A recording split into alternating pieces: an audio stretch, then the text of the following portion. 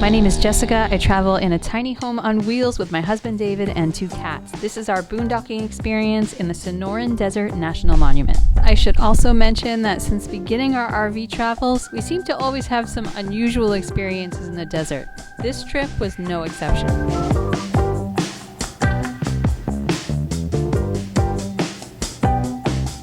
David is taking matters into his own hands with, that looks like a bread knife.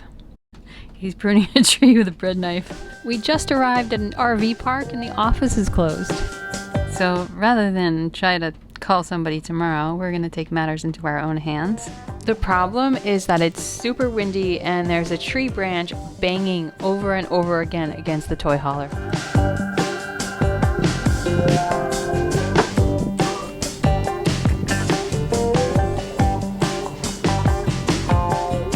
If you saw our last boondocking location in my last video, you'll understand the stark difference in the view.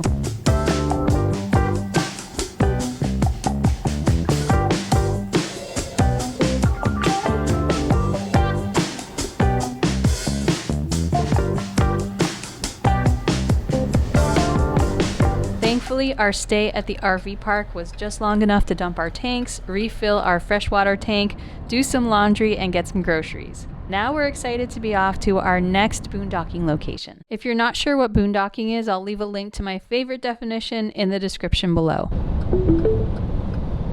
You've arrived. Heavenly right here.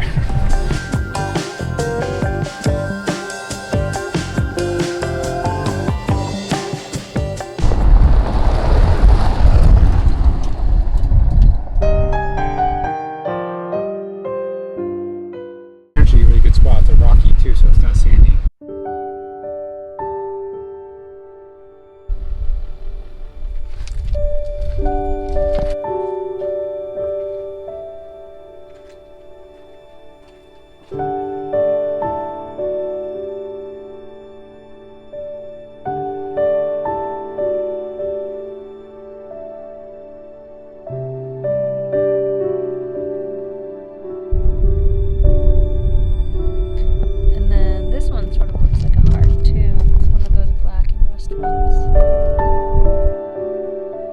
It's a heart-shaped rock. This one looks like a dinner roll.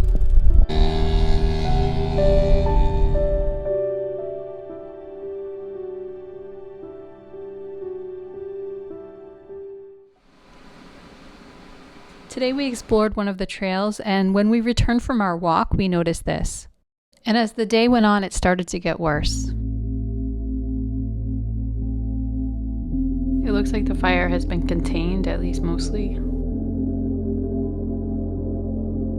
This is the view from where the fire was earlier today, and everything appears to be back to normal, thankfully. I'm really excited, look! Oh my goodness!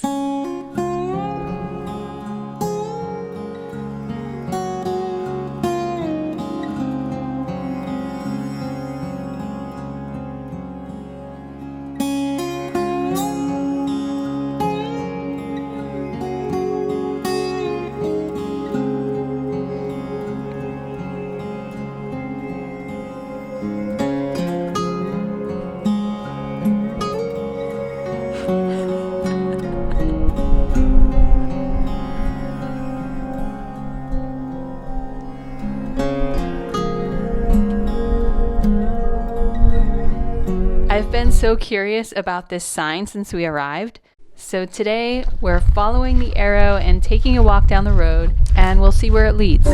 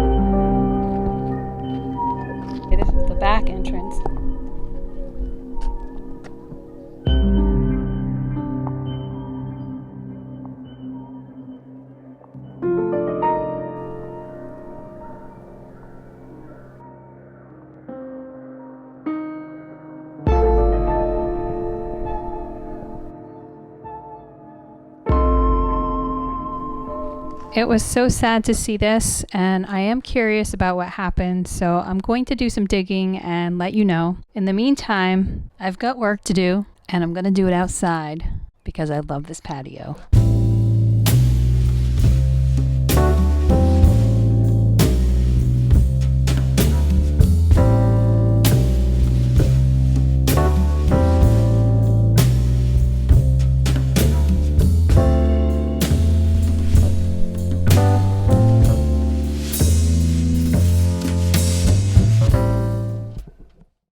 Good morning. This is what the sunrise looks like here.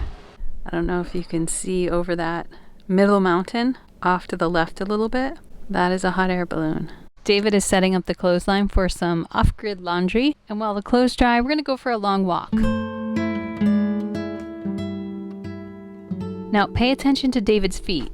When he walks, you can really see the consistency of the dirt. It's like a fine baby powder and it sticks to everything. Wow, it looks like we got back just in time. The wind is hitting the nose of our RV, which is ideal. Unlike what's happening out our window right now, the wind is hitting both of those RVs from the side, and you can see all of that dust kicking up. And I'm sure their RVs are rocking like boats too.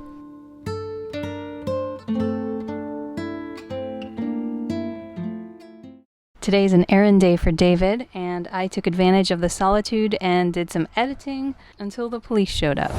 I happened to notice him recording the toy hauler license plate for the 14-day camping rule enforcement, and I took it upon myself to ask him lots of questions about the area, including that abandoned ranch that we visited the other day. But then I was interrupted by a phone call, so I didn't get to ask all of the questions, but I did get some information I want to share with you about that ranch.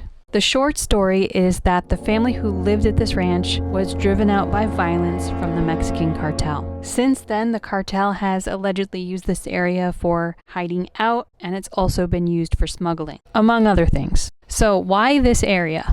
The draw is that it's a direct and remote walking route from the border to the ranch. And the ranch is conveniently located near a major highway that leads directly to San Diego or Phoenix. Oh, and the walk from the border to the ranch would be about 2 days nonstop.